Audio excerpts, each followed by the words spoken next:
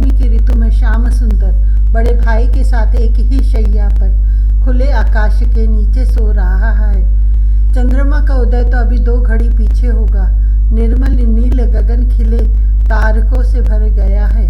गोचारण से सायंकाल लौटे राम श्याम को मैया ने स्नान कराया, बदलवाए, भोजन कराया। खा पी कर अब ये दोनों लेट गए हैं शैया पर। मैया पास आ बैठी है। कभी कन्हाई और कभी दाऊ मैया से किसी बड़े चमकते तारे का नाम पूछ बैठते हैं। छोटे तारों में इन्हें अभिरुचि नहीं, और हो भी तो इतने ढेरों तारों का नाम मैया जानती कहाँ है। निर्मल दिशाएं, शीतल मंद पवन चल रहा है। भूमि खूब सींची गई है और अब भी पूरी सूखी नहीं है। उज्ज्वल कोमल दूध के पीन जैसे आस्तरण के ऊपर राम श्याम लेटे हैं। कभी उठ बैठता है और कभी दूसरा। 2 क्षण किसी तारे को देख दिखाकर या तो वे स्वयं लेट जाते हैं या मैया आग्रह पूर्वक लिटा देती है। मैया शैया से नीचे बैठी है सटकर। उसके इन चंचल पुत्रों ने शैया का आस्तरण कुछ सिकोड़ दिया है स्थान स्थान पर। बार बार वह आस्तरण ठीक कर दिया करती है एक हाथ से। अरे यह तो रंग बिरंगा तारा है, लाल, नीला, बैंगनी, पीला। देख दादा। कन्हाई ने पूर्व और दक्षिण के कोण पर एक तारा देखा है बड़ा सा। उस तारे में कई रंग स्पष्ट दिखते हैं। वह कुछ कांपता सा भी जान पड़ता है। मोहन उठ बैठा है शैया पर और आकाश की ओर मुख करके देख रहा है उसी तारे को। रंग बिरंगा तारा कहाँ है? दाऊ भी बैठ गया है। वह है ना। श्याम सुंदर ने झुककर बड़े भाई के कंठ में भुजा डाल दी है। दाऊ ने भी अपनी बाईं भुजा कन्हाई के कंधे पर धर दी है। दोनों एक दूसरे की ओर झुक गए हैं। दोनों के सिर और कान सट गए हैं। कृष्णचंद्र बायां हाथ फैलाकर ऊपर दिखा रहा है उस तारे को। दोनों के मुख ऊपर उठे हैं। दोनों के विशाल लोचन आकाश की ओर लगे हैं। नीला और लाल, बहुत सुंदर है यह तो। दाऊ ने अपना हाथ छोटे भाई के कंधे से उठा लिया है और प्रसन्न होकर ताली बजाने लगा है। मैया देख तो तू।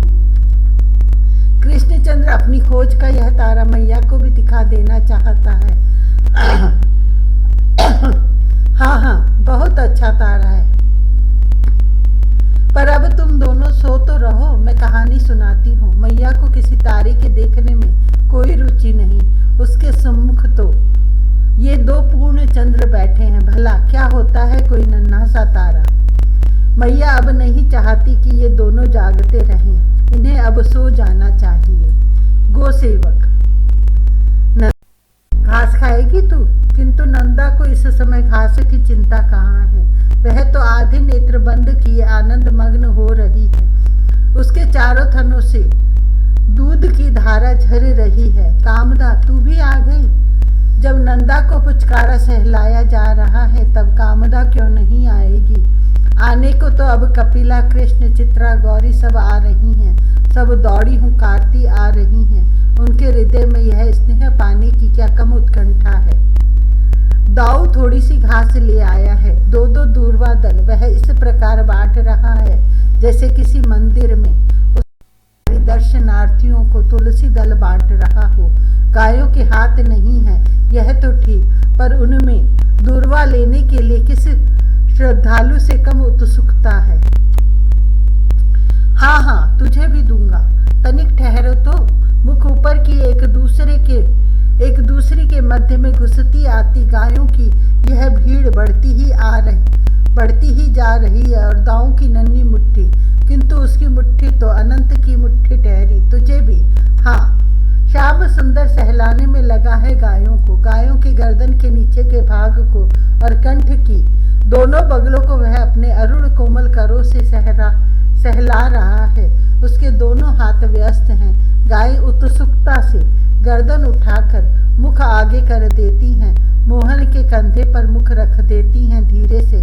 वह कभी एक और कभी दूसरी को सहलाने में लगा है। रंग बिरंगी सहस्र सहस्र गायों का।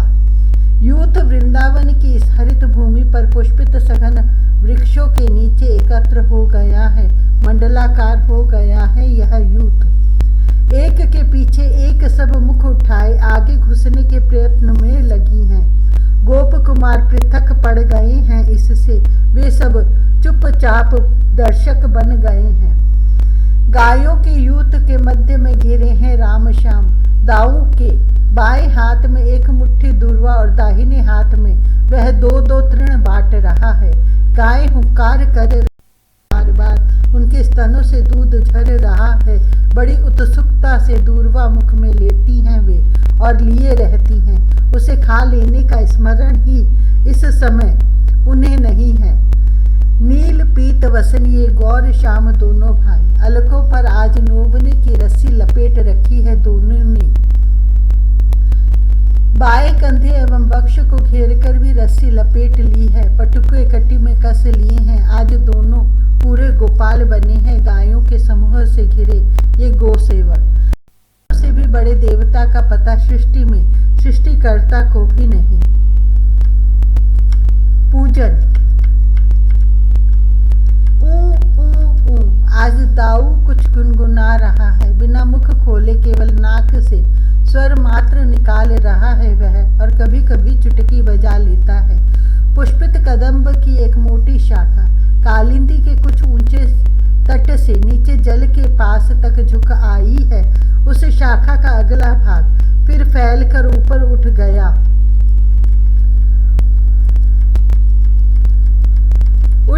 है और फूलों से लदी एक मालती लता फैल रही है। उस पूरी शाखा पर मालती के हरे सघन पत्तों एवं उज्ज्वल ढेर के ढेर पुष्प। स्तबकों के बीच बीच में कदम्ब के पिताभ पुष्पों की छटा अद्भुत ही है। दाऊ कदम्ब की शाखा पर बैठा है और कालिंदी के प्रवाह को देख रहा है। के नीचे लटके एक चरण को कलकल करती जलधारा की लहरियां बार बार स्पर्श कर रही हैं। शाम जिधर से प्रवाह आ रहा है उधर तनिक दूर तट पर अपनी अंजलि में खूब बड़ा सा सुंदर सा खिला लाल कमल लिए झुककर कुछ देख रहा है, कुछ अनुमान कर रहा है। बैठकर अनुमान करके कमल पुष्प को धारा पर छोड़ दिया उसने और फिर झुककर मस्तक बाईं ओर लटकाकर देखने लगा उसका पुष्प ठीक स्थान पर जाता है या नहीं। दाऊ की दृष्टि नीचे गई। बहुत सुंदर सरोज उसके चरणों में आ लगा है। यह किसका पूजनोपहार है। दृष्टि तट के साथ आगे गई। शाम अब भी झुका देख रहा है और प्रसन्न हो रहा है। दाऊ के नेत्र अद्भुत भाव से भर गए हैं। दादा आऊं मैं? कन्हई एक हाथ में वंशी लिए दौड़ा दौड़ा आया है। वह दाऊ के मुख की ओर देखने के बदले उसके चरणों के पास जल में स्थिर प्राय अपने पद्म पुष्प को ही झांक रहा है। आजा। दाऊ तनिक सा हिला, किंतु शाम तो इस अनुमति से पहले ही डाल जाने लगा। दादा यह तेरा पूजन कर रहा है। बड़े भाई के बाईं और उससे सटकर उसके कंधे पर दाहिना हाथ रखकर कृष्णचंद्र बैठ गया है। अब भी उसकी दृष्टि नीचे पुष्प पर है। ये सुरभित श्वेत सुमन तेरे चरणों के पास ही घूम रहे हैं। दाऊ मालती के पुष्प तोड़कर गिराता जा रहा है। कुछ मोहन की अलकों में उलझ गए हैं और कुछ जल में लटके श्याम सुंदर के चरणों के पास नाच से रहे हैं। कदम्ब की हरितिमा से भरी श्वेत पुष्पों के मध्य पीत कुसुमों से सजी शाखा पर बैठे और गौर श्याम और नीचे कालिंदी के प्रवाह में लटकते उनके अरुण सरोज।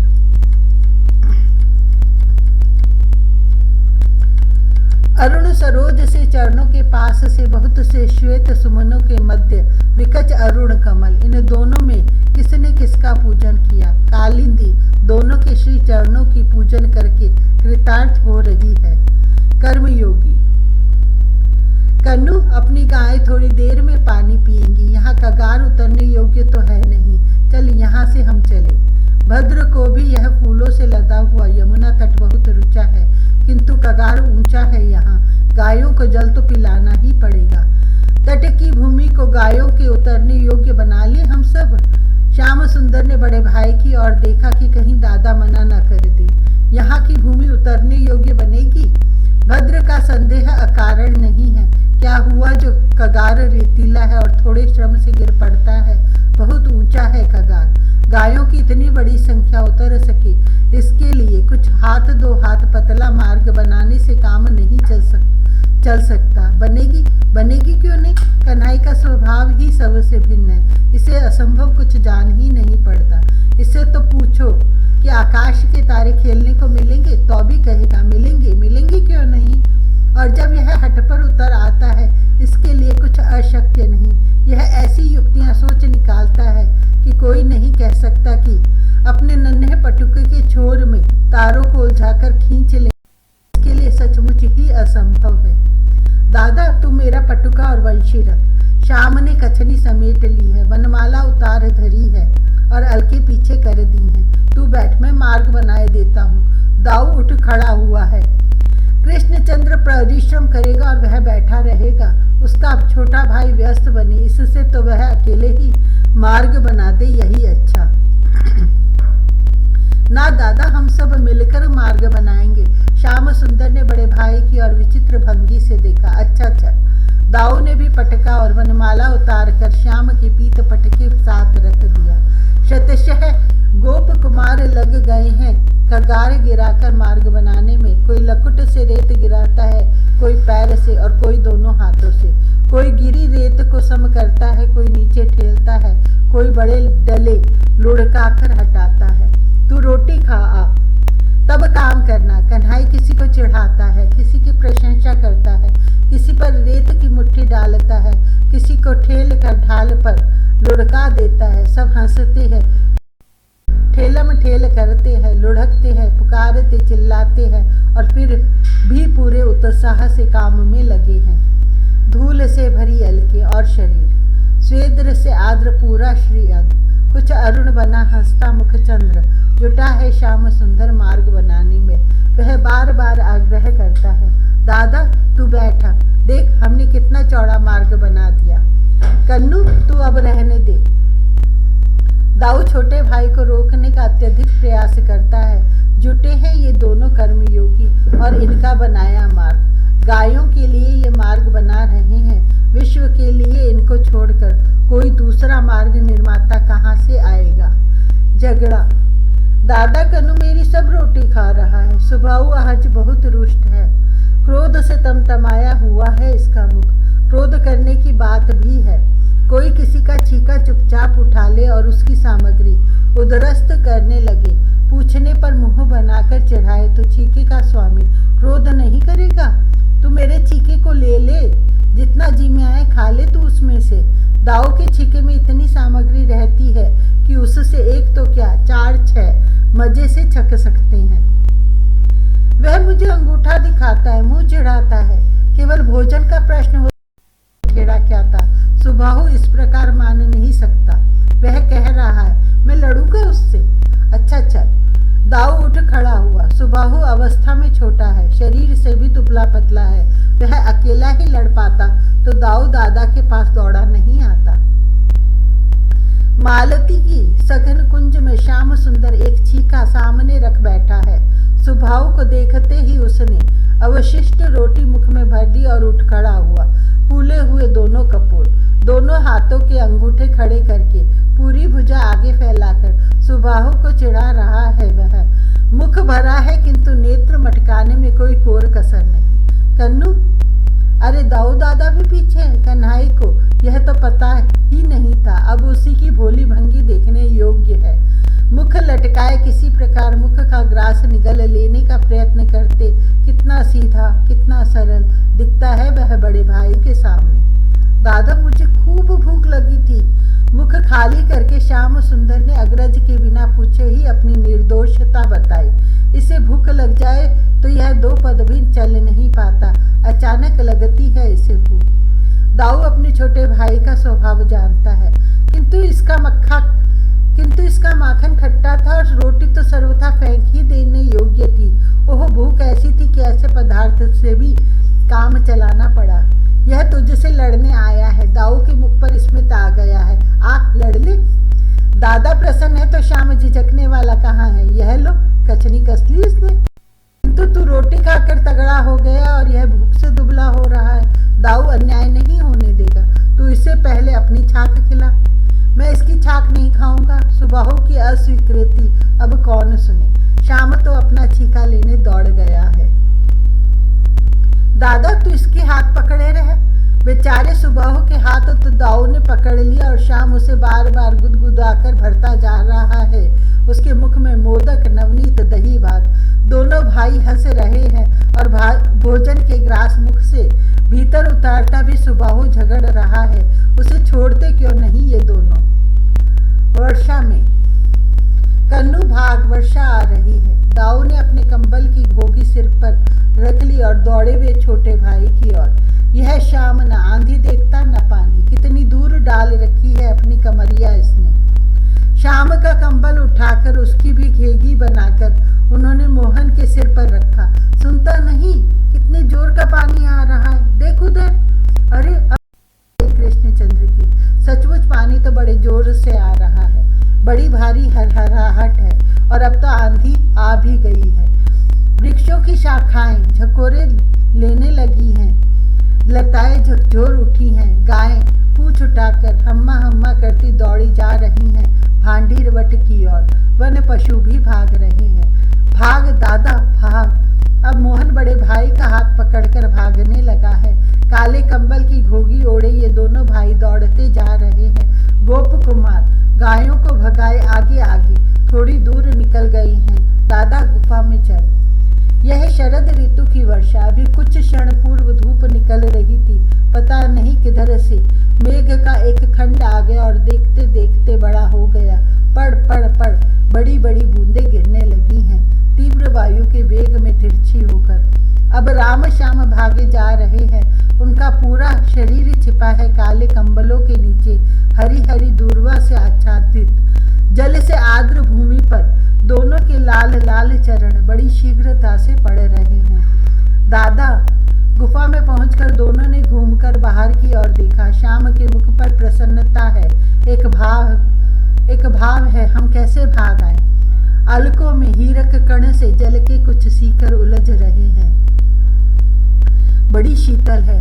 गुफा में कुछ दूर तक बौछार की बूंदें आ रही हैं। अपना एक हाथ बढ़ाकर श्याम ने हाथ पर बूंदें ली और फिर खींच लिया हाथ को। तू हाथ क्यों भिगोता है। दाऊ ने छोटे भाई का हाथ पकड़कर खींच लिया पूरा और श्याम को अपने पास समेट लिया। कितनी ठंड है। बादलों की शाखाएं झूम रही हैं। लताएं झुकी पड़ती हैं। बड़ी बड़ी बूंदें पड़ रही हैं। पृथ्वी पर जल बह चाहता है।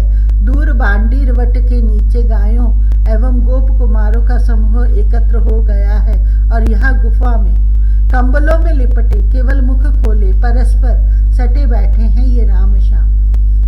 दादा कन्हई बीच बीच में ताली बजाता प्रसन्न होता है किसी वृक्ष का हिलना या किसी पशु का भागना देखकर। तू हाथ बाहर मत निकाल। दाऊ समेट लेना चाहता है अपने अनुज को। कितनी ठंड है पर यह चंचल जब माने। निर्भय मैया आज वन में मुझे तो लंगूरों ने घेर ही लिया था। यह श्याम सुंदर नित्य कोई न कोई नवीन समाचार लाता है वन से। मैया वैसे ही आशंकित रहती है और उस पर से यह समाचार। अब पूरी बात सुनने का धैर्य उसे कहाँ है। वह अपने इस सुकुमार पुत्र का एक एक अंग बड़ी व्याकुलता से देख रही है। कहीं बंदरों ने इसे नोचा तो नहीं। मैया खूब बड़े बड़े मोटे मोटे लंगूर थे। अब दोनों हाथ फैलाकर मुख खोलकर नेत्र फाड़कर कन्हई बता रहा है। बड़ी लंबी लंबी थी उनकी पूंछें। बड़े बड़े दांत थे। मुख फाड़कर सब मुझे डरा रहे थे। हुप हुप करके कूद रहे थे। गोचारण से लौटकर कृष्णचंद्र मैया की गोद में बैठ गया है।